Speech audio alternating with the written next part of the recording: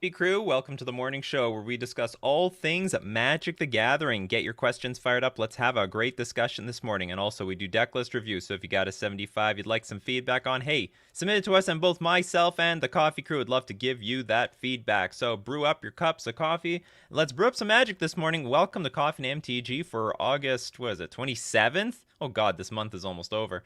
Of 2021, I am your host, Nikachu, the Merfolk Master. Good morning, everyone. Oh, you guys cannot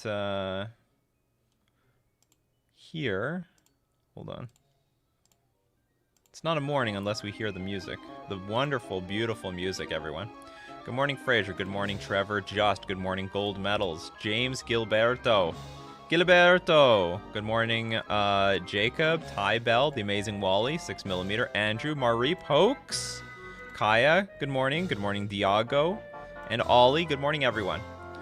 And it wouldn't be a morning if it wasn't for FusionGamingOnline.com, one of our sponsors. Deal of the week, 15% off. Hey, you get back here. 15% off select heavily played and damaged Magic singles. So if you like to save money on Magic cards by getting the stuff that's gone through the laundry, has been chewed up by a dog, I mean, you can get an additional 15% off when you buy from FusionGamingOnline.com. But the deals don't end there, people. You can also get another 5% off when you use coupon code Nikachu at checkout. Great way to get some super heavily played Commander staples. And we're also going to thank Mana Traders, the premier place to rent Magic cards online. For any, I mean, from the mouth himself, Blake Rasmussen, Pioneer is thriving. Apparently, it's doing great. And if you want to play Pioneer, which is like the budget version of Modern, you can play that format. You can go from Modern to Pioneer to Legacy to Vintage with Mana Traders because you're renting the decks. You can, when you're done with one format, you send the deck back and play another format. You can support the channel using my Mana Traders link in the description below or save 15% off your first 2 months using coupon code Nikachu. So news a little bit slow lately because, I mean, the big news just happened like a little while ago. There's just an explosion of new sets coming out, so no one has been able to get off of that topic since then, so nothing particularly new. So as usual, 3 question marks before the question, 3 question marks after the question helps me find your questions amongst all the comments I'm getting on my YouTube channels and Facebook fan page. Reminder, in 1 more week, we're moving to Nikachu MTG streams, so if you love the live show, make sure you're subbed to my alternate YouTube channel, Nikachu MTG streams. This is where the future daily broadcasts to Coffee and MTG are going to be. Just a heads up, don't miss out. I don't want to be, you guys don't want to miss this show on a daily basis. We still got it's like 50-50ish people who are on Nikachu MTG and Nikachu MTG streams. Maybe you guys get both notifications, you just choose one over the other. Alrighty, James Gilberto. Historic on MTG Arena is actually fun now. It definitely feels a lot more like Modern with Dragon Rage Channeler, Svelun, Thoughtseize, Master of the Pearl Trident, and etc. Well, it's still, I mean, you know what? There's some truth to that, given that there's so many dominating cards, like, you know, like you said, Dragon Rage Channeler, and like the Modern Horizon 2 cards are dominating Modern. And therefore they're also to some degree dominating Historic on MTG Arena. So it's gonna like make it look pretty similar. Not exactly perfect, not perfect, but very similar. Hoax, how many fewer viewers do you expect when you'll stop streaming on this channel? It might get cut in half, to be honest, but for the sake of growing. Yeah, I don't, you know what, if it's a big flop, if it's a big fail, then I'll go back. I'll stream on the original channel again. Because I do think it's helped, it's definitely helped my income to be streaming on this channel because I get to advertise Fusion Gaming Online and Mana Traders and all this. But I get very often questions like, hey, where'd the stream go? I'm getting notifications and I can't find the video. Because I delete it immediately after on Nikachu MTG. I delete the thing immediately, and only the replay shows up on Nikachu MTG streams. In addition to that, a lot of people don't like getting notified by this. I'm getting a lot of viewers who don't even play Magic. They're just watching my channel because they want the drama videos. They just love it. They don't care what game the drama is coming from.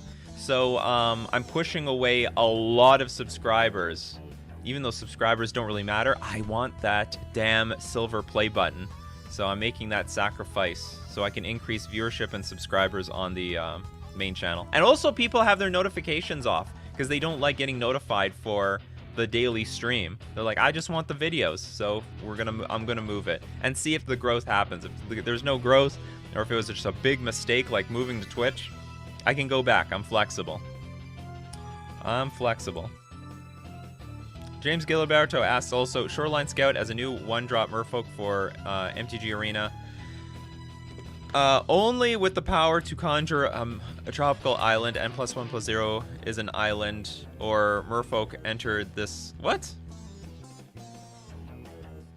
This isn't really a question. Is an island or merfolk entered this turn?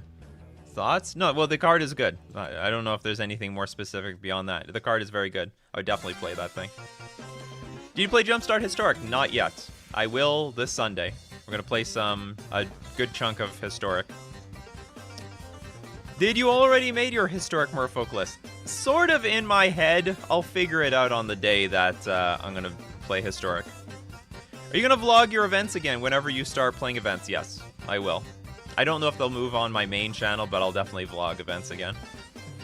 Ty Bell, what do you think of the Thrasios as a merfolk?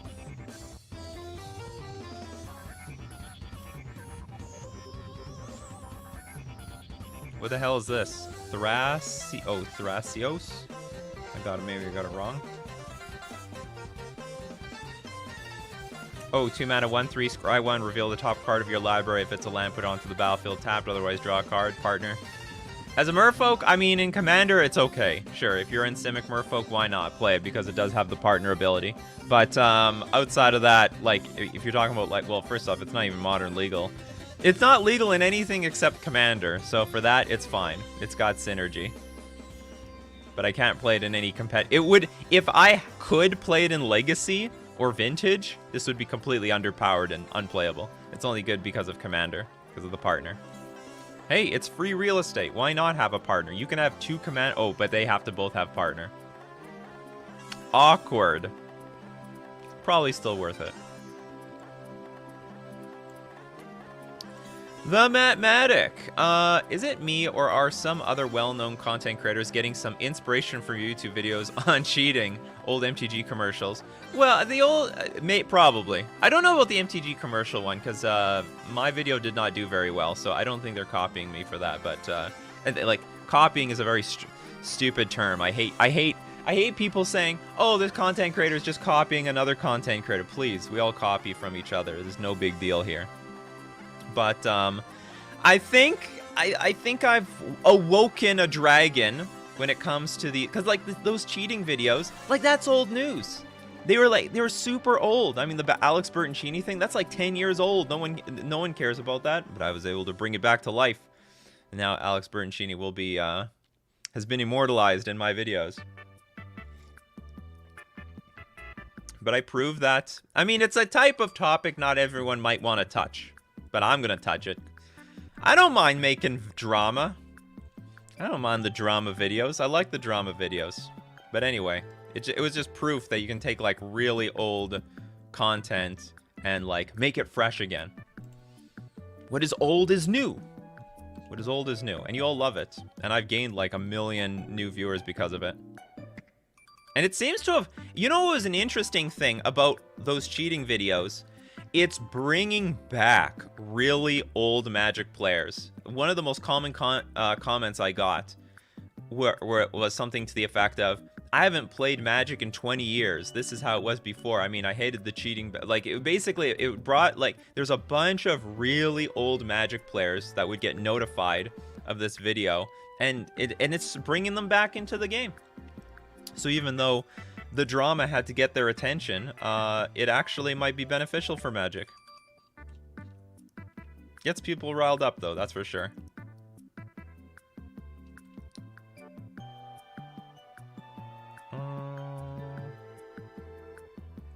Let's see. Kaya, with the amount of play I've done with Historic Merfolk since yesterday, after adding Svelun and Master, I think the deck needs Vial more than Spreading Seas. Oh yeah, like Spreading Seas is not that important, but I would still prefer that I had access to a Spreading Seas card. Why have Master of the Pearl Trident has Island Walk, but we don't have any way to get the Island Walk. We desperately depend on our opponent having an island. First doys. Too many Stoneblade decks at my locals. I need to main Trophy, Path, or Dismember, and have 4 open slots. We're only Golgari right now, so Path would need a splash. Which should I play between them? Okay, first off, I think you'd be better off playing a card that does not give them value. There's 2 problems with Trophy and Path. So when you play the Stoneforge Mystic, get, say, Batterskull, for example, they might get Cauldron Complete. When you Path or Trophy, the stone... I mean, you could... Okay, with Trophy, I guess you could wait for the Batterskull to enter the battlefield. But with Path, you're better off pathing the Stoneforge Mystic. But then you're ramping them up. You give them the 3rd land, and then after 2 more land drops, they can just hardcast the Batterskull. So I think you'd be better off with Dismember, that you can kill the Stoneforge Mystic and leave the equipment stuck in their hand. Or another card that can kill Stoneforge Mystic. You know, basically waste their time. I would say Trophy is not too bad. Trophy is better. I would say Trophy is awkward right now. Everything is so mana efficient. Every deck is mana efficient. So if you give them that 1 extra land, it's like you gave them an extra turn. You know what I mean? So I might lean on Dismember. But if you have access to black, maybe you just go with Fatal Push or something like that. Or maybe if this is like the extra slot that you have, yeah, you do have to main deck some sort of removal. I'd be leaning towards Dismember. Other people might have more experience with Golgari, so maybe Assassin's Trophy is better just to... I mean, you can't destroy Cauldron Complete, right? So it doesn't matter. So I guess Dismember might even be the best option, because I don't want to ramp them, and Dismember hits the Batterskull, Cauldron Complete, and the Stoneforge Mystic without a big liability. To your tempo!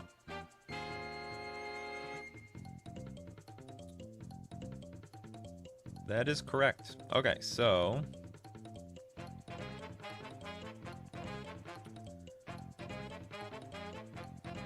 is it Merfolk with Ragavan and Dragon Rage Chandler? Probably terrible. I mean, Ragavan might be playable. Well, yeah, I would say no, and I'll tell you why. First off, Ragavan is only good as how much removal you have in your deck, because you need to clear the way with Ragavan.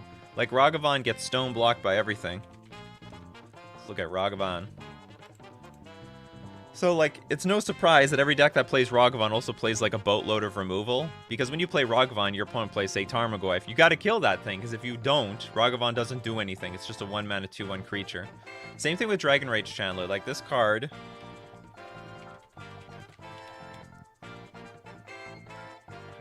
So, Dragon Rage Chandler... this card is only as good as how much removal you have, or, like, how many non-creature spells you have in your deck. Because you don't have... Merfolk is mostly creature spells.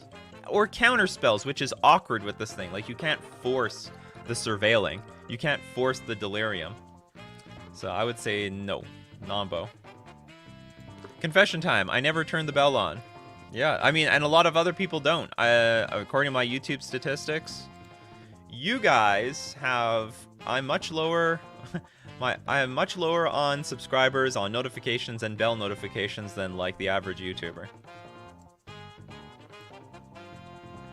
Got and now the number of subscribers on my channel compared to my viewership is now at like 10%. It's like at an all-time low. A lot of people are watching this channel, but they don't want to. When I don't know is I'm not sure if people are unsubscribing when they get the live show notification. Fox has an excellent question. Will memberships be affected? Will we need to resubscribe to you for the monthly Fish Fam? If you still, like, you can still sub here on Nikachu MTG, because I have the subs on both channels. So if you want to support this channel or the other channel, you're both subbing. The only difference would be that if you're on Nikachu MTG streams, we can't see your, like I can see your badge here right now, right? So the badge won't show up on Nikachu MTG streams unless you sub there. But the rewards are all the same. You have access to my Discord and, you know, whatnot. It's just that you'll see the badge and you'll get your emotes on Nikachu MTG streams instead of Nikachu MTG. That's the only thing that would be different. It's the only thing that would be different. And I don't have, like... I mean, I think I'm supposed to have different badges for how long you've been on, but I never got around to that, so the badge is the same for the most part. I'm flexible. Can stream anywhere. Just give me your money, folks. That's right. Keep the bank of Nikachu growing. Larger and larger and larger. Most content creators are like shy to talk about money. I have no problem. Keep sending the Skrilla this way. I have no problem shouting out the sponsors. Fusion Gaming. You keep using that coupon code at Fusion Gaming Online and Mana Traders. It's working great. It's working great. The Amazing Wally. Engineered explosives versus Blast Zone versus Ratchet Bomb for mass removal in a monocolored or splash deck. So if you're more monocolored, you're better off with Ratchet Bomb or Blast Zone. If you have multiple colors, EE is better. Because like the more colors you have, the more modes you can put for EE on. 1, 2, 3, and so on. Blast Zone is just, you have to invest more time into it. And it's only available... Blast Zone is nice if you have like the lands to spare. Blast Zone is great. Also, if you can recur lands from your graveyard in some manner. For example, Dredge uses Life from the Loam to bring the Blast Zone back. And Ratchet Bomb is fine. Like, the advantage to Ratchet Bomb is you have access to it immediately on turn 2. That's actually quite relevant in today's modern metagame.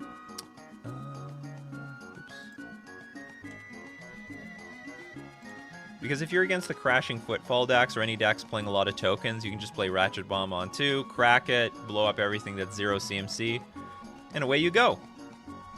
Because can also be sometimes relevant against Hammer Time. But whereas Blast Zone, you have to wait until exactly turn 4 just to even blow up something on 1. And it cannot blow up anything on 0. So I would say for a monocolor deck, you might be the best off with Ratchet Bomb.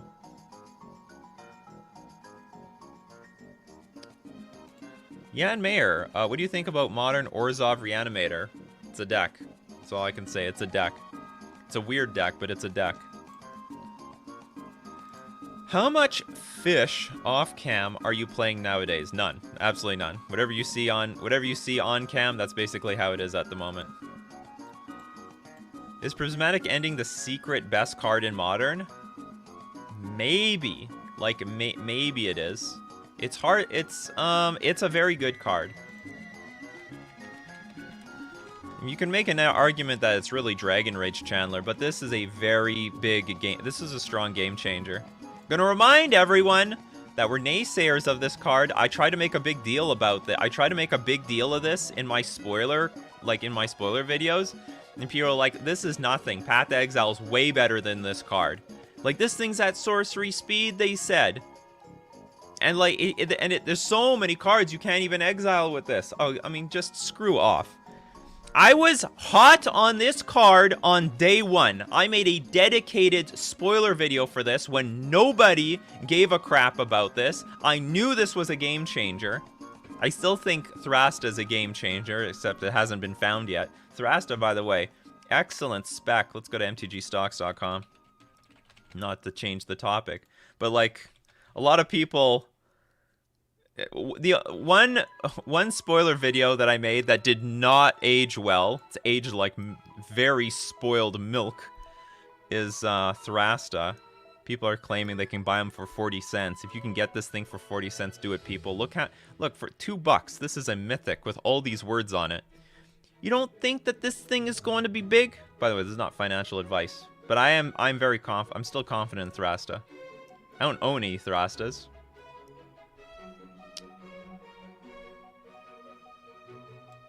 But anyway, yeah, the Prismatic Ending. I knew this was a great card. Definitely top 5.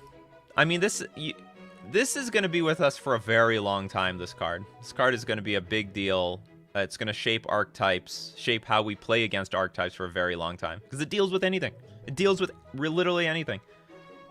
Sideboard for control decks are now so relaxed. This deals with artifacts, enchantments, planeswalkers. It's got it all. GG Gaming. Do you think Mishra's Bauble will be banned? It's a free spell that does so much. It has a... I'm going to say, I don't know if it will be banned. I think it has the chance to be banned. I would not say... I would never say that a 0 mana spell is safe, except for maybe Ornithopter. I think Ornithopter is the only card that is 0 mana that is unlikely to get banned. Everything else, always a chance. Mishra's Bauble, definitely a hot chance. Depends how much But it's we're still probably not there yet, but we're close. Like, we're close. But we're not there yet. Modern Jund now hitting top results. I built it, but I find that it has a bit too many lands. Also, how the F do you win versus a Chalice on one? Well, you gotta bring in the Abrupt Decays, the Assassin's Trophies, put them Kolaghan's Commands in your sideboard. Yes, Jund is doing well when you get rid of all the bad Jund cards and play all the new good cards. Like, there's nothing wrong with the Jund shell. The problem was people didn't want to let go of boomer cards. So if there's a Chalice on one, you still play Tarmogoyf, you still play Wrenn and 6. Also, keep in mind, know what decks are playing Chalice of the Void, and then try to avoid that. You can bring in, I guess you could bring in Ancient Grudge. Wouldn't be that big of a deal. Oh, they're just not running Kolaghan's Command at all anymore. When I have Chalice of the Void, wow, actually this is really weak to Chalice of the Void. Wow. Well, they do they even have a Braid? They don't even have a Braid. Unbelievable. In a world with so many Chalice of the Void, the Jund player completely ignores it themselves. You can hedge by playing a Braids. Like, throw in like 2 or 3 of Braids and you'll be fine. Not to mention, like, remember, you're still a Thoughtseize Inquisition deck. Like, whenever I have Chalice of the Void versus a Thoughtseize Inquisition deck, I feel like there's a risk because you're always going to Inquisition me, right? So then you can just take Chalice of the Void if it's a problem. But if it's not a problem, let's say you're on the play and you go like, I don't know, turn 1 Dragon Rage Channeler into turn 2 Thoughtseize, and then play Ragavan, and then play the rest of the game out with like Tarmogoyf and Wrenn and 6 and Mishra's Baubles. You just leave that Chalice in my hand and it just rots away.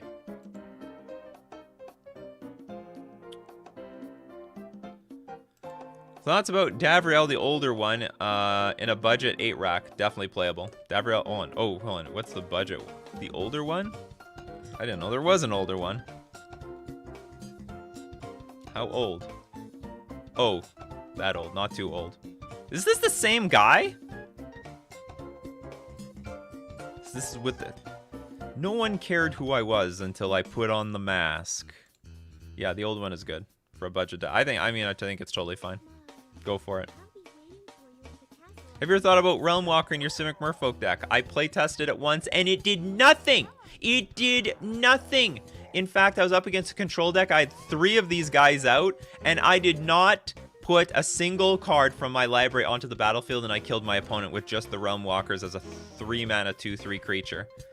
It was the utmost quintessential example of that card doing F all. For anyone who wants to know.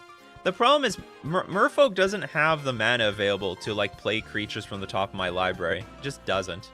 It's just a waste of time. It's like a bad conspicuous snoop. Can we safe line ban faithless looting? No! Moving on. A lot of videos on this. Do not unban faithless looting. It'd be a catastrophic mistake. You don't want Modern to go back to the fate. Like, whatever deck you want to play with faithless looting, it's just going to get crushed badly by a better faithless looting deck. We don't want the faithless looting metagame back. That was so bad. That was a really bad time for Magic. It was just good for the people that wanted to play like a super tier 1 deck. For the people who want clearly a good deck, it was a great time, but outside of that, it was terrible. What do we got here? Jack Torborg. Good morning. I know it's not your style of deck, but Enduring Ideal has been crushing the meta for me right now as far as getting 3/2s and 4/1s. 2/3 of the matchups are layups, and only 1 out of 5 are unwinnable. Get some more results, Torborg. Prove it to people. Sam P. Hey, Nikachu, what do you think can make elf decks competitive in the current competitive Magic? Honestly, I think they should take a new direction. I think they should move away from their combo. I think they should move in a direction where each individual card is pretty powerful, and whatever sticks is still going to be pretty good to win the game. It doesn't necessarily have to be in like the Merfolk style, but I don't really believe in those combo versions right now. There's just too much removal. People just pick off the most important pieces, and then you have nothing to show for it. So I think it should take a new direction. I think Elves has a lot of very good cards available. They have a lot of good synergy and value, but it's not so good if they're just going too combo-esque, too much mana dork. So I don't believe in that build. Like, it fails. It just outright fails. So people should try to take it in a new direction. There's like, what's the what? I keep forgetting. There's like a 5/4 creature for 3 mana. I think that's pretty good. I think that's pretty good for Modern. Doesn't beat Unholy Heat, but I mean, Elves has access to power like that. Aztec guy, since Historic Merfolk is pretty much relegated to blue-green, have there been any thoughts about possibly adding a third color? No. You know what? We have pathways now, so it's not impossible, but no. I've not thought about it at all. Like, what do you want to add? Black for Mire Triton? Diago, have you ever thought... Oh, I've answered that one already.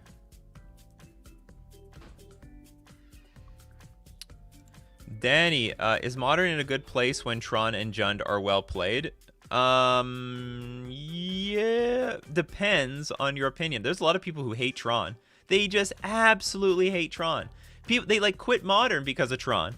Like, screw this format. I'm gonna go play Pioneer. You ask the Pioneer crowd, how do you feel about Tron? And they're not gonna be happy about it. They're just gonna be like, 2 thumbs down. What a bad format.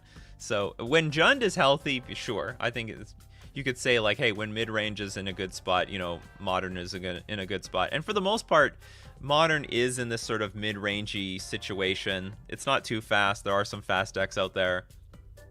But I think the consensus for most people is that it's pretty diverse. It's still healthy. The only thing that's not healthy is that all the best decks are basically playing very similar cards. A lot of Dragon Rage Chandler decks, a lot of Ragavan decks, a lot of Mishra's Bauble, Lurrus decks. So there's a lot of blending amongst a lot of these top decks.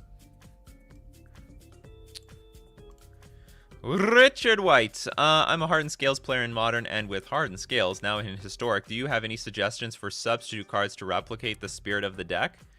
Maybe, well, I mean, I don't have any clear suggestions, but maybe just try out all the Modern Horizons 2 cards, right? I don't know how many of them. I haven't seen exactly the complete crystal clear list because I only looked at what was beneficial for Merfolk. But they made a lot of modular cards, right? Like, there's a bunch of new modular cards that came out in Modern Horizons 2, and I imagine a good chunk of them made it to Historic. So, I mean, you got to test them all out. It's like, it's unexplored territory. Spencer Ward, Gideon Blackblade hasn't been performing well as a one-of in my Geistblade deck, and I think I need to replace it. Do you think Nahiri, Heir of Ancients, or Grandmaster of Flowers may be viable in your... Hasn't been performing well in my Geistblade. What are your colors? Black, white? What is Nahiri? Heir of Ancients? She's like okay. You create like a dinky... I don't really love her abilities. You can dig for equipment, but that only is useful if you have a lot of equipment. Grand Master of Flowers?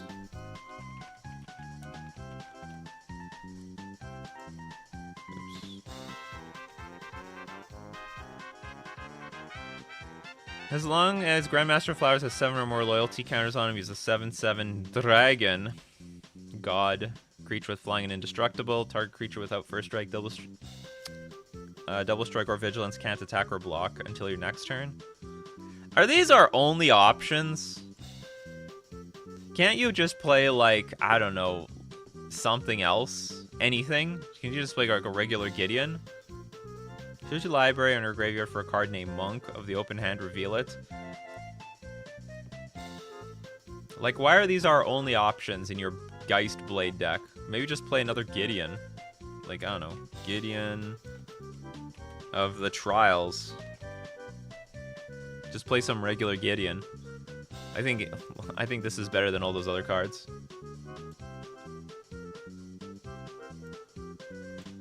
Or like, there's I mean, if you put a gun to my head and choose one of these, I guess we go with Nahiri. But like, I don't think it's that good because you will probably not have that many equipments on the battlefield.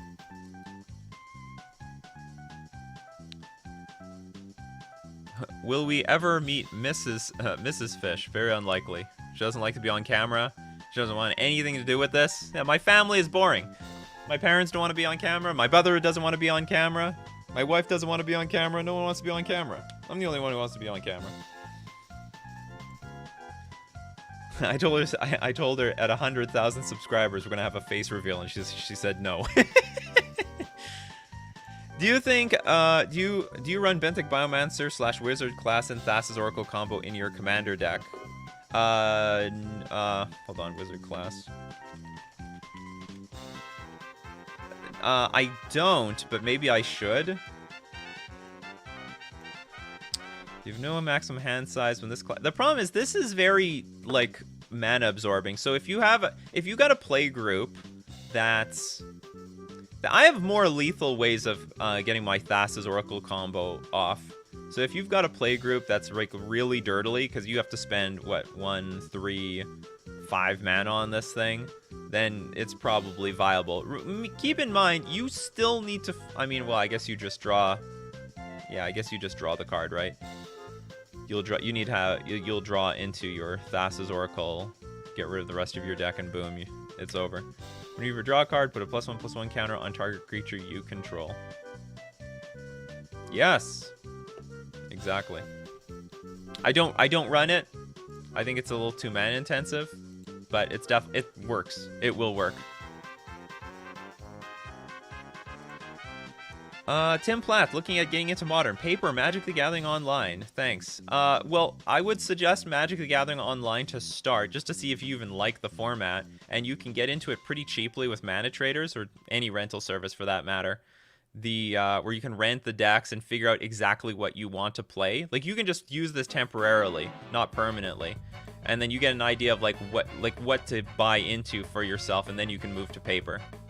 Or maybe you'll be sick of Modern, because it's a powerful format. It's not for everyone. It's a pretty powerful format. Fear of the Flesh in Modern. Do you personally only think of power level when considering what should be banned, or would you ever ban a card for a different reason?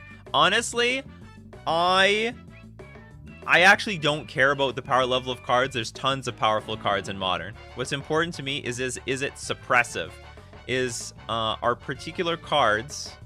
This is for me. I think if certain cards just destroy the ecosystem of Modern, it's a problem. However, as an analyst of Modern, I know that is not the only factor that can get a card banned. Cards can get banned because people are just tired of the card. It is too repetitive. The play pattern gets too repetitive.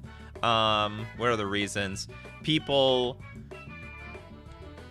That can also lead to social outcry. So we know that cards have been banned because, particularly like Teferi and Historic and Pioneer got banned because people just wanted the card banned enough. And I think also Gitaxian Probe was another one that enough of the basic social media mob got up in arms and said, hey, ban these cards. We're tired of these cards. So I think those are, as an analyst, there's multiple factors that can get a card banned, and you can see the patterns from a long way. But for me personally, I think the thing that's critical to me is if it destroys the ecosystem of Modern. If a certain range of decks is just eating up everything else, making it impossible for anything to be even remotely competitive, I think that's a problem. I do think it's a problem. Etiana Regavan ban. That's a tough one. At least a year. I think we're living with this thing for at least a year, maybe longer. I mean, you look at Ragavan, it's like a really good, powerful card, but at the same time, at the rate that they're printing even more powerful cards, it may not even look like a big deal in a year from now. Yeah, Nikachu, senior fish MTG analyst. So I mean, it could. We're definitely living with Ragavan for a while. I mean, the main reason we're gonna live with Ragavan for a while is that it's a mythic rare that really isn't like completely deteriorating the metagame. That Wizards of the Coast wants to make their money from their Modern Horizons 2 boxes, and I think they're gonna want to make that money for at least a year. So we're definitely gonna live with Ragavan for at least a year. If they ban anything, it will be something else, not Ragavan. Something else will die for Ragavan sins if need be, but I don't think anything is immediately going to get banned.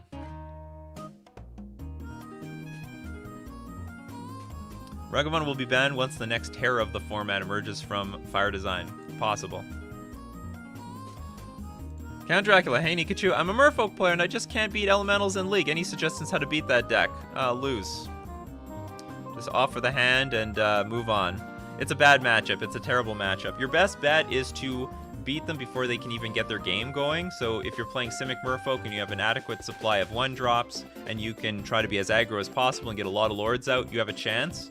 Outside of that, if you're playing the more slower Tampa-y version of Merfolk with like Chalice and stuff like I'm running right now, the matchup is terrible. Just to remind people, you're allowed to have bad matchups. You're allowed to have bad matchups. It's okay. It's okay. Just lose the damn... I mean, you can... I've top-8'd so many tournaments, losing to my bad matchups in the Swiss. It's okay. You just have to win all the other rounds. That's all. You can still top 8 tournaments with a 5-2, 6-2 record. It's all good. Just have good tiebreakers. Just have good tiebreakers, people. That's the key. Win the early rounds. Corn says, I can't stop thinking that Grist is super powerful. It just isn't the meta for her. What do you think? I actually don't... See, the thing with Grist is I don't see Grist as powerful. Grist can do a lot of things. Grist has great utility, but is not a very powerful card because, like, it's not forcing a lot of issues. Like, it's basically, it's sort of like a Liliana that you have to sacrifice a creature for. So that's... Okay, so let's look at this ability. You may sacrifice a creature. When you do, destroy target creature or planeswalker. You can hit the planeswalkers, which is nice, and you get to target exactly what you want. But in a lot of ways, this is very Liliana the Veil-esque, and Liliana the Veil not really that amazing. Create a 1/1 black and green insect creature token, then mill a card. If an insect card was milled this way, put a loyalty counter on Grist and repeat this process. So the +1, not very fancy. The great thing with Grist is that, I mean, you have the option to dig for it with certain tutors, when you would normally tutor for a creature, because it counts as an insect creature. The -5 is not bad. Each opponent loses life equal to the number of creature cards in your graveyard, so that's not too bad. But for the most part, it's like a nice utility card, but not powerful. Just because a card has a lot of words on it, like I wanna define power in Magic, because I think power... It's like, oh, this card is so powerful. This card is so powerful. And a lot of people attribute power to a lot of utility. Power is where you force your will on your opponent.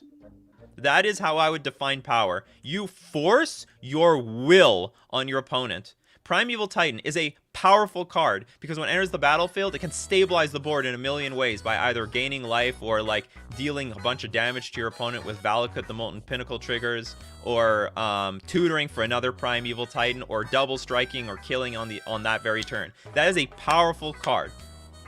Ugin the Spirit Dragon is a powerful card. At 8 mana, hits the battlefield, wipes everything away, and can be a win condition on its own. That's power. This card is like 3 mana in 2 colors. You gotta sack a creature to destroy a creature. Not that amazing. It's a 3 mana removal spell that you have to also put more resources in. It's got nice, cute utility. It can get onto the battlefield really cool and all that. So like I can put it through and play with Aether Vial or Collected Company or Court of Calling it into play and stuff like that. But not powerful. Like, if it's on the board, you know, an Eldrazi Tron player might just, you know, completely wipe their ass with this card. You know what I mean? So, I don't look at this card like it's actually powerful. This is just, it's a good, I'm not saying it's a bad card, but I wouldn't look at it as like it is something powerful. That's all. So, Force of Will OP, that is another powerful, Force of Will is a pretty powerful card in that you can counter anything you want. This is a pretty powerful card. And at 0 mana, you get to determine what resolves, what doesn't. Costs you a card, but this is a pretty powerful card. Chalice of the Void, also powerful card. Well, powerful in the right in the right matchup. So I mean, this is how I would define power.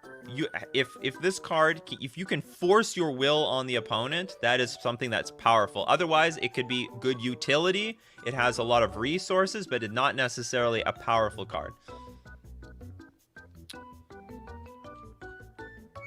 my Nikachu rant for the day. And with that in mind, Merfolk's not powerful at all. It's got no power. There's like nothing. There's nothing. Well, the most powerful card we ever had was like Master of Waves. Thrasta and Elves as a finisher. I thought that was a good idea, but no one brought it to life. I don't even know if anyone's playtested Thrasta. People are just like, there's already a bunch of good stuff. Screw Thrasta. Yeah, Steel Leaf Champion. That was what I was thinking about earlier. Charlie's PlayStation. How many card types do I need in my deck to play Unholy Heat? 5. And ideally one of them is Mishra's Bauble. I would say 5 is a good safe bet. Make sure that artifact with Mishra's Bauble is one of them. So you'd have like land, creature, instant, sorcery, artifact. You're good to go.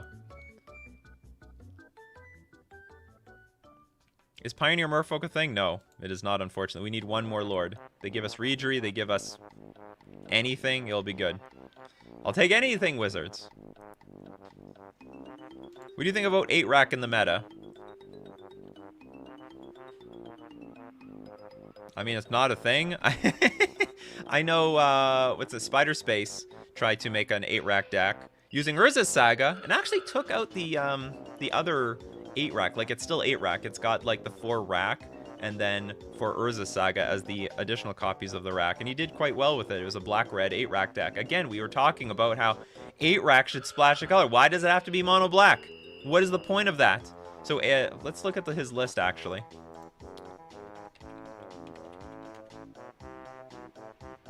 I didn't expect... Is this it? No, this is not it. He's doing great lately.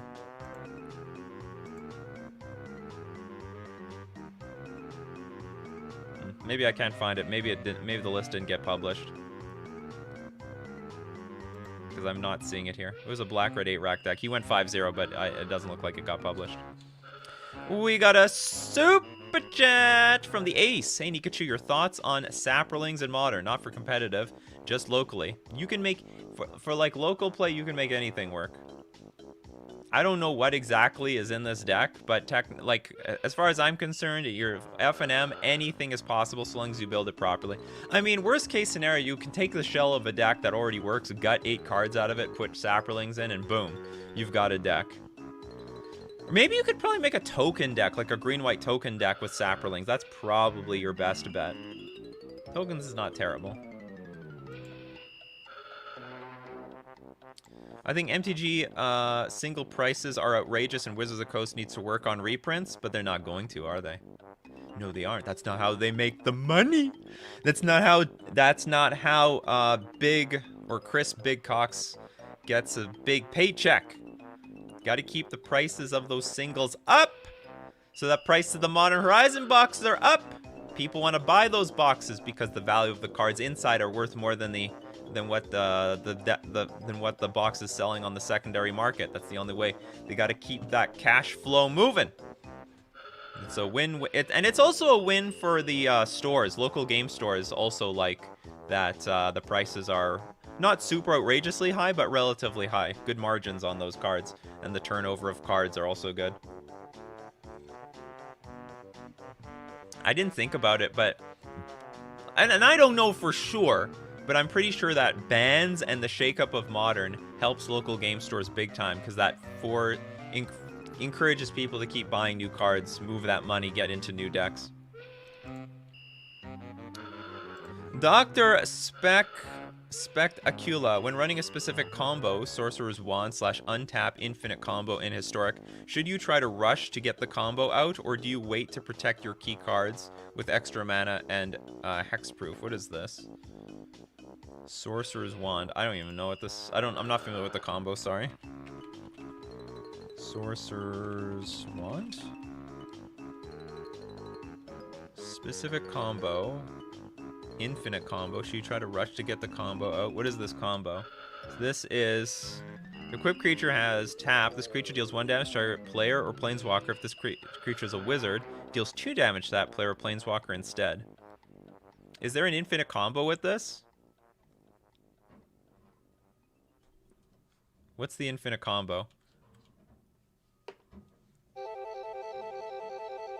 I'm not sure what the hell this combo is, but So let's maybe talk a little bit more. I mean, I'm not a combo player specifically. Should you try to rush to get the combo, or do you wait to protect your key cards with extra mana?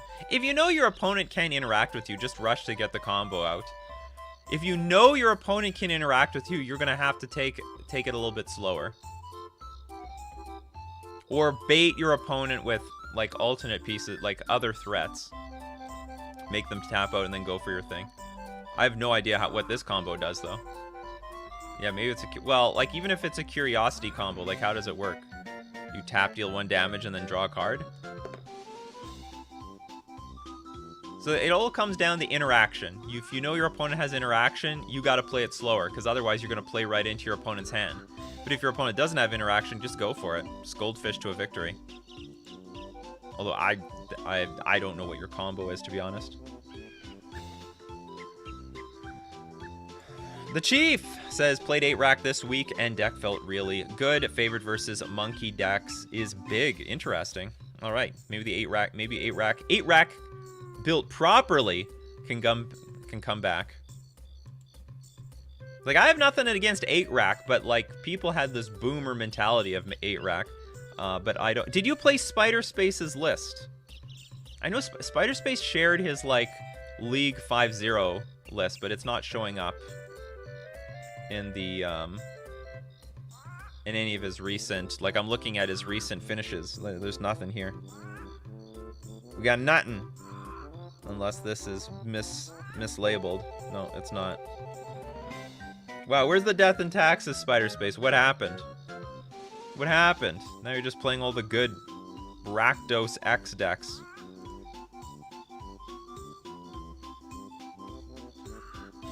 You played your own thing. What is 8-rack? It is, it's a discard deck built around the card called the Rack. 1 mana as the opponent as the rack comes into play, choose an opponent. At the beginning of the chosen player's upkeep, the rack deals X damage to that player, where X is 3 minus the number of cards in his or her hand. So that means if you have 0 cards in your hand, it will deal 3 damage. If you have 1 card in your hand, it will deal 2 damage to you. If you have 1 card in your hand, it'll deal 1 damage. If you have 3 cards, it deals no damage. But the point is they play a bunch of discard spells. I mean, it's it was a niche deck for a very long time. Some life got brought into it by Tom Ross, who top-8'd with a rack deck, but in my opinion, like, the rack rack has something going on, but like people are just building it terribly. It's just being built terribly. There's definitely, especially with Urza's Saga, that can find the rack. I think this deck can get really, really good really fast. But this is the key, like, one of the key new upgrades that people have to play with. And traditionally, it was a mono black deck, which I thought it was just absurd. I don't think there's a large risk to splashing a color to help your plan. I really don't. Yeah, Chief, did you play with the red? What did you do? I probably could look it up faster than he can tell me. If you need to see some Chief, go check out Squad Chief. He's got That's why every day. What he's got. The Return of the Rack. The energy's here. I need you to be ready. Okay. We're gonna be working together. They were doing Mono smallpox black. today. It was a Mono black. Oh no, you have got some white in here. All right, you've redeemed yourself. At least see what's there's no cost to splashing a color. There's no cost. There's very little cost in my opinion. So why not? Oh, he's got some Vindicate, some and a Kaya in the sideboard. Boom. You need to see some rack coverage footage? Go check out the Chief on YouTube. All right, you know what time it is, people. Decklist review time. So if you've got a 75 you'd like some feedback on, hey, submit it to us, and both myself and the coffee crew would love to give you some feedback. By the way, it's Friday, right? It's Friday, which means at the end of today's show, I will clear the queue and you have to resubmit your deck lists. But if you submit the deck list after I clear the queue, which will be like in after we look at 2 lists, it'll be available for all of next week. All right, to submit a list, go into my description. There is a link to my Discord. Join my Discord, and then go to the channel Decklist Review, and that's where you enter the command. Exclamation point, review deck space, give the URL to your deck list, and you'll be eligible at random. Random, people, okay? I know there's a queue. It says, oh, your position is number blah, blah. It doesn't matter. It's all random, people. You have a chance. It's not pay to win around here. I could probably make good bank with Decklist review if I made it like, I don't know, I charge you guys like $20 a month that you can put unlimited deck lists in a queue, and I'd literally go through a queue. I should gauge interest for that. Gotta make some money on Nikachu MTG streams. It's a weird thing, like you know, when we go to Decklist review, like, I don't know, 20% of you guys leave, but it's like one of the more popular parts of the show. All right, I'm gonna wait for Light to submit their deck list. I can see someone's typing in the Discord. I'm gonna give them a chance, and then we're gonna start plucking people. Trey, good morning. New to Modern, Demon of Death's Gate seems pretty powerful. I know Modern is a fast format, but a 9/9 flyer on turn 2 seems pretty fast. What are your thoughts? Like, how do we get it there? Demon of Death's Gate. How? You may pay 6 life and sacrifice 3 black creatures rather than pay Demon of Death's Gate's mana cost. Flying and trample. Modern cares not for this card. Maybe it's pretty good right now because we don't have Path to Exile anymore. Path to Exile is gone, or it's like not really around anymore. And this actually gets out of range of what's it called? Well, if you got to make the creatures though. I'm gonna say like however you build your deck to get this thing in play is probably not worth it, but well, you have to sacrifice 3 black creatures. I wonder, could you do this with something like Bloodghast? And is there like a bunch of like what else can we sacrifice? You gotta you have to pay 6 life. It's a good card though. It's a good card. How is it popular if people leave? Because the people who stay just love it. They're dedicated people. Fraser T with the super chat. Thank you very much, Fraser. You should dedicate 1 day a week to Decklist review and charge for slots. Everyone's happy and you make some extra bread. Well, maybe. Personally, I can only do 2 deck lists like a day. If I do more than 2 deck lists, my brain starts to melt. I'm not really a brewer either, so I depend on you guys. All right, we got Gran. Congratulations, Gran. You're the next contestant on Decklist review. Abs and lands. Okie dokie. We've got the Elvish Reclaimer. Good way to dig out. Does it have Valakut? No. So you're playing Dry to the Elysian Grove, but no Valakuts. Seems like a mistake. Or did Maze on this side? No. You should probably have at least 1 Valakut. Like, this is a lands deck, right? It doesn't cost you that much to put a single Valakut in your deck, and probably you should. And the idea with Elvish Reclaimer in a lot of these Dry to the Elysian Grove decks is that they, like, look at Amulet. They don't use red mana that much, except for like to give their Primeval Titan haste. So I don't think it's a big cost to put a singular Valakut the Molten Pinnacle in this deck. Like, I would take out maybe one of the spells for it. Lotus Cobra. It's okay. Dry to the Elysian Grove is great. Neither Reliquary is fine. Ramanap Excavator is quite good. Tireless, and this could help with the Valakut plan too, because you like crack fetch, bring fetch back.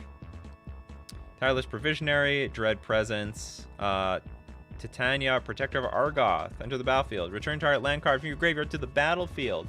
Whenever a land you control is put into a graveyard from the battlefield, create a 5/3 green elemental creature token. Pretty strong card actually. If you've ever seen this thing in action. Puts a big presence on the board immediately. I love it! Karn the Great Creator. Just jam it in anything. It's a great card. Vraska Golgari Queen. This is actually also a pretty strong card. If on an empty board, this is really annoying. On an empty board, I think I'm just lost. Most decks will be lost. 4 Prismatic Ending, a Zuron Orb, an Elixir of Immortality. I don't know how important this card is. You gain 5 life, shuffle it and your graveyard into their library. Do you want to do that? Isn't it like anti-synergy with Titania and like your Neither Reliquary? Like your Neither Reliquary will just turn tiny. I don't know what the purpose of this card is. Unless there's some synergy that I'm missing. I don't think we can reach critical mass with the amount of lands we break with this deck for Valakut. What are you talking about? Like, everything makes land drops, right? You may play land cards from your graveyard. You may play extra land cards. You can play extra land cards. Oh, no, you don't. You just get mana, sorry. You get extra land cards here. I don't know if this is the deck for Lotus Cobra, but, I mean, you can get, like, 5 drops on turn 3.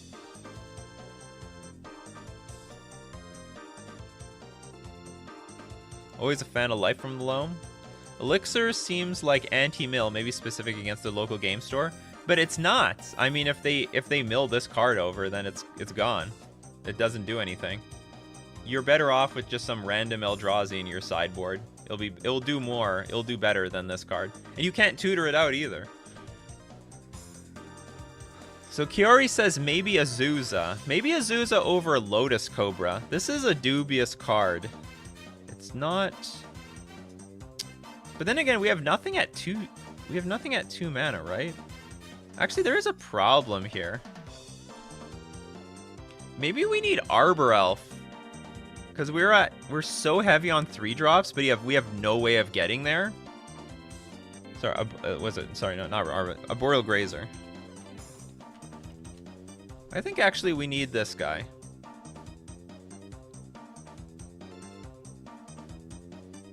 Is this a lemur? I'm just trying to think. Whatever. Stop thinking about cartoons, Nikachu. Stop thinking.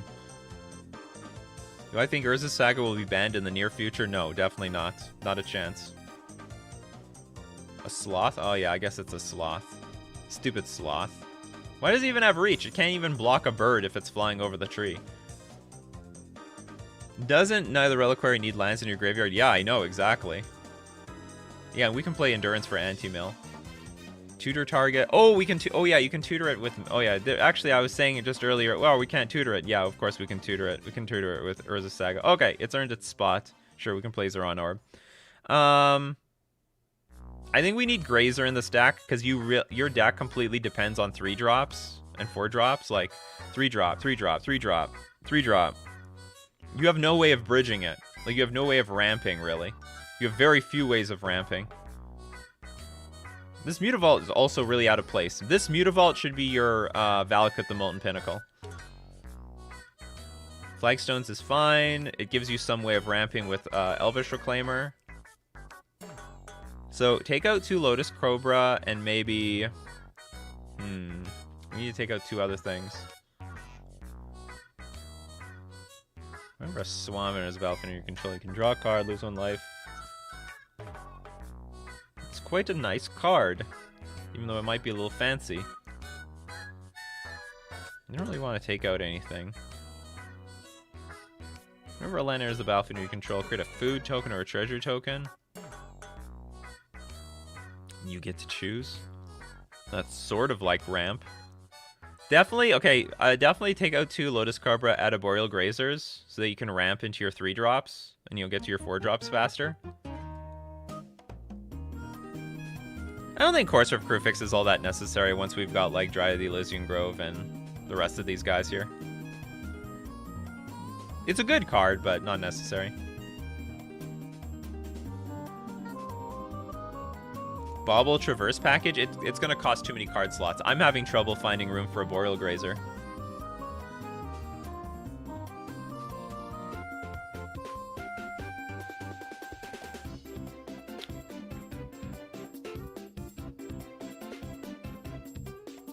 I'm trying to find more suggestions. Take out Vraska? Maybe, yeah, maybe we take out Vraska. And we'll leave Karn the Great Creator. Do you have a good Karn sideboard? Oh, I see. You. Oh, this is a little cute. So it says, put in Light Encounter on target angel. It gains. You can't lose the game, and your opponents can't win the game. Activate only as a sorcery. This is the most win more nonsense I've ever seen. So first off, there's a lot of answers to Mutavault in the metagame, which include, like, just Field of Ruin, for example. It's not indestructible by any means. It's not indestructible at all. I don't think I would do this. Because if you've got a Karn the Great Creator, how much mana do you need? You need like 6 white mana? You gonna have that? You maybe? You might end up playing like Book of Exalted Deeds and then having to wait until next turn to actually activate this thing. I don't like it. I don't like it. I think it's a bit too cute. If you want to play cute, sure, have it in here, but I think it's a bit too cute, and I would rather replace the Mutavault for still a Valakut the Molten Pinnacle, which will happen a lot. So you can find that Valakut with neither Reliquary or Elvish Reclaimer, and then blow up a bunch of stuff with Drive to the Elysian Grove. Maybe some Cavernous Souls? Is there one? Yeah, we could... Well, you usually have Cavernous Souls just to name, like, Primeval Titan, but everything's different in this deck, so it's a bit awkward.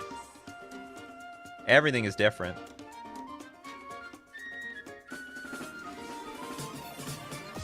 $27 lands might actually be low. That's true. I'm not replacing any lands. I'm not taking any lands. This is a land-heavy deck. Where the Grandpa videos? Haven't made some in a while. It's awkward making those Grandpa videos because I have enough material for like 4 minutes. But I prefer to make my videos longer.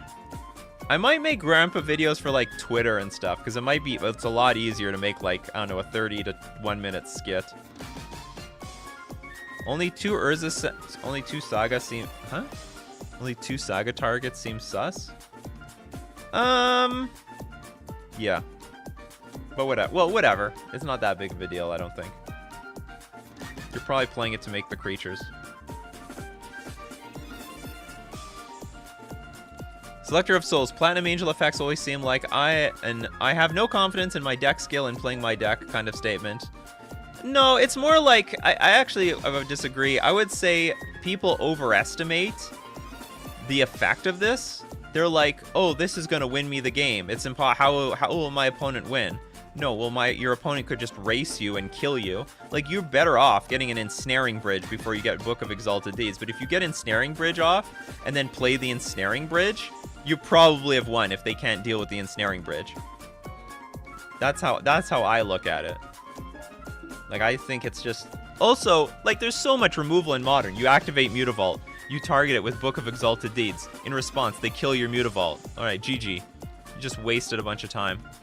And by the way, if this was Valakut, this works really well with Ensnaring Bridge. So you play in the Ensnaring Bridge and you have Inevitability. You just keep playing lands until your opponent's dead. So...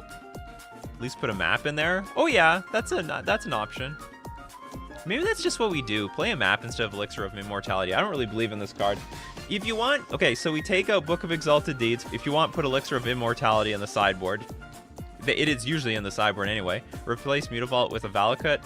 Take out Vraska, 2 Lotus Cobra for a Boreal Grazer, and you gotta find room for 1 more Boreal Grazer. I don't know what you cut. Maybe it's the Tireless Provisionary. Maybe it's 1 Dread Presence, but you need more ramp to get into your 3-drops because you're actually doing nothing on your first few turns. You're playing like either Elvish Reclaimer or Prismatic Ending. I don't think that's enough. But if you've got 12 things to do on turn 1, I think you're good to go. Thank you very much for submitting the deck list, and I hope that was some useful feedback. Next, we got Colin. Colin's next. Azorius Tron. It's been a while. It's been a while, Azorius Tron. Modern. Actually, one. It's more than Azorius. It might be Esper. Esper Tron? That's greedy as hell. Island. It's all dark. No, it looks like just Azorius. Okay.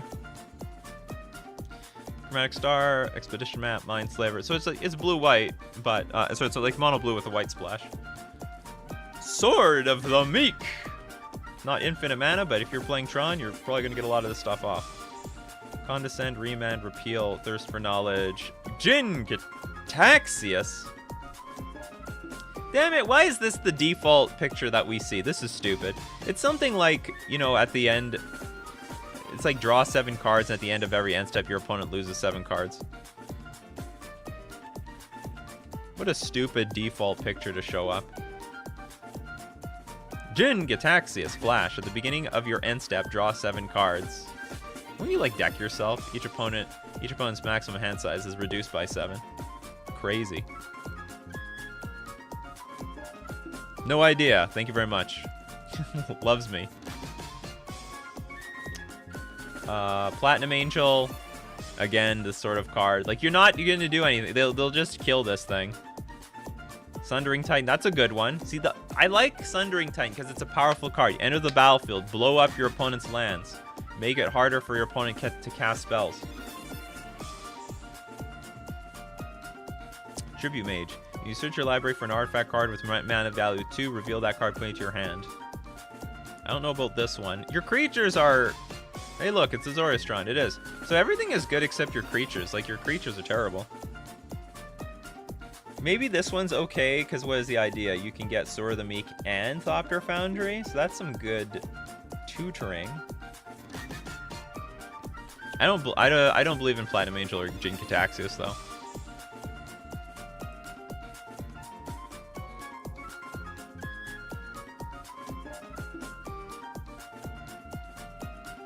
Can't this just be mono blue mana base? Let's see. No, you need a single white for Thopter Foundry. You just need it's basically mono blue, right? Like, it's basically mono blue, just a very light white splash, very light. Very, very light. You only probably need 1 plains, right? You don't need it. You don't even have a sideboard here. So having 2 plains is useless. Because between Expedition Map and Chromatic Star, you're going to get the white mana for your Thopter Foundry. I don't think that's a problem. Nothing else uses white mana. Nothing. So you can have more islands, which is probably more important anyway. Yeah, that's about it. And you probably should have more Flooded Strands, less Hollowed Fountains, so that if you're up against a Blood Moon deck, you can fetch out your basic lands. Particularly your islands, so you don't get screwed. Because you do have a lot of blue cards in this deck. This is a lot of blue cards. They'll get shut off if your opponent plays Blood Moon.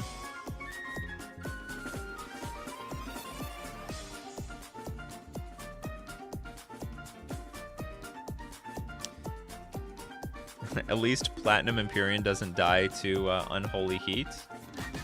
Platinum Empyrean? Oh, you mean that angel? Or sorry, that I know you mean, the 8/8 creature. Okay, so what are we replacing with Jin Gataxias and Platinum Angel? Like, these are not good cards. Maybe a Planeswalker? Like, I'm assuming these are probably just budget cards, right? I mean, play like... How expensive is Wormcoil? It's probably money. It's probably everything is money in a Tron deck. It's not that bad. 20 bucks? It's probably do you better than these other cards. They play Unholy Heat on it, whatever. You get 2 more creatures. But like this is some nonsense in this deck, that's for sure. And everything else I can get behind. It's possible you don't need that many Thopter Foundries either. You could go down on a Thopter Foundry and play like a Tribute Mage, so that you can just make your tutor more consistent. But I don't know for sure if that's what you want to do. Oh, Shark Typhoon is a great card. Actually, you could probably replace all of these with Shark Typhoon. Yes, yeah, Shark Typhoon is a great suggestion. I like it, I like it. You could even cast it for 6 mana, and then just start casting spells and create giant sharks. But the point is you can cycle this and make sharks, and you have a lot of mana, right? So it all works out. No Urza's Saga in a Tron deck? That's correct. No Urza's Saga. They're more focused on getting Tron out. It's starting to be a blue. Well, it is a blue. It's a blue Tron list. Like, that's what it says, Azorius, but it's a blue Tron list. It's just winning with Thopter Foundry. I don't know how many of copies of these you need. Like, you only need like 1 Sword of the Meek, because it comes back from the graveyard anyway. So maybe you go down a Sword of the Meek and you have like another Tribute Mage. I don't know what the right split is. Maybe in your metagame they exile the graveyard. Is Teferi or Jace okay here? No. Gotta leverage that Tron mana. That's why I like the Shark Typhoon. Because if we have 1,000,000 mana and have nothing to do with it, just make a giant shark and attack your opponent. So I do actually like this card. And also, it's not unrealistic to just cast it for 6 mana.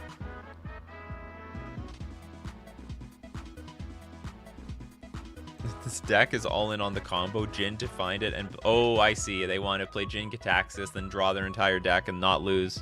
It's too fancy, though. Way too fancy. Not to mention it, Jin Gitaxias is very expensive. You need 2 blue sources on the battlefield, so 2 islands, and Tron plus an extra land. So that's 6 lands need to be on the battlefield. Not impossible, but not worth it, in my opinion. Why no Karn the Great Creator to find? Well, probably they should play. Well, okay, if you have the budget, play Karn the Great Creator. But probably this is a budget deck. Shark Typhoon, not too bad. $7, or maybe closer to $8. Won't break the budget, and I think it would. And ideally, I think you should have 4. It's a good blocker. It's a good way to draw into cards. It's a good attacker. All the good stuff. That's what I would suggest. It would make the deck great. With that, I better not forget to clear the queue. Clear queue. Now, if you submit Decklist, it's available for next week. All right, that's going to be it for people for Coffee and MTG. Don't forget, we're moving to Nikachu MTG streams in 1 week. 1 week left on Nikachu MTG. Then we move into streams. Then your questions are going to get answered easily because no one's going to get the notification on Nikachu MTG. If I didn't get your comments, questions, or deck list, don't worry. We do this Monday to Friday, 9 o'clock a.m. Central Standard Time. Be there or be square. If you want to support the channel, supporting the content creators with money is the best way to support the content creators. You can drop a sub at twitch.tv/Nikachu MTG. You could do it for free if you have Amazon Prime. Connect your Prime with Prime Gaming. It's a little complicated, but it's a little bit more complicated than I thought it was from your Prime Gaming perspective. But if you already got Amazon Prime, support content creators for free by subbing at twitch.tv. You could become a patron at patreon.com, or you could hit the join button on YouTube. So thank you very much, everyone, for joining me. Make me a part of your daily routine, and as usual, we always have a great start to the day with some coffee and some MTG. So take care, Coffee Crew, and I will see you next week.